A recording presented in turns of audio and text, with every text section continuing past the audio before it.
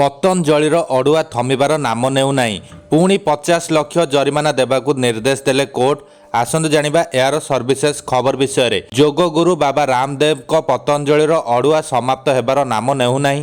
Bombay high court କର୍ପୂର ଉତ୍ପାଦନ ବିକ୍ରୟ ପାଇଁ ପତଞ୍ଜଳି ଉପରେ 50 ଲକ୍ଷ ଟଙ୍କା ଜରିମାନା ଲଗାଇଛନ୍ତି। ପ୍ରକୃତରେ ହାଇକୋର୍ଟ ପତଞ୍ଜଳି ବିରୋଧରେ ଟ୍ରେଡମାର୍କ ଉଲ୍ଲଂଘନ କରିଥିବାରୁ ଏହି ଜରିମାନା ଲଗାଇଛନ୍ତି।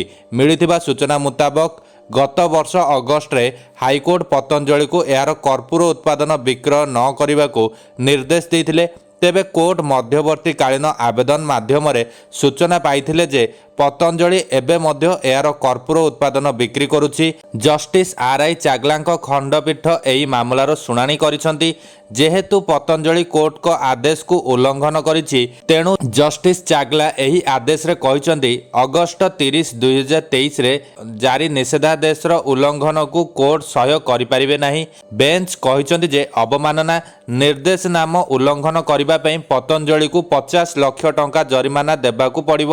ହାଇକୋର୍ଟ ଏହି ମାମଲାର ପରବର୍ତ୍ତୀ ଶୁଣାଣି ଜୁଲାଇ 19ରେ ସ୍ଥିର କରିଛନ୍ତି।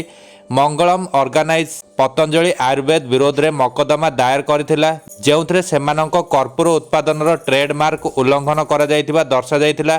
ଯାହା ପରେ କୋର୍ଟ ଏହି ବିକ୍ରି ନ କରିବାକୁ ନିର୍ଦ୍ଦେଶ ଦେଇଥିଲେ। ତଥାପି ପତଞ୍ଜଳି ଏହାର ବିକ୍ରୟ ଜାରି ରଖିଥିଲା। ଆଉ ଏନେଇ ସୂଚନା ପାଇବା ପରେ କୋର୍ଟ ଜରିମାନା ଦେବାକୁ ନିର୍ଦ୍ଦେଶ ଦେଇଛନ୍ତି।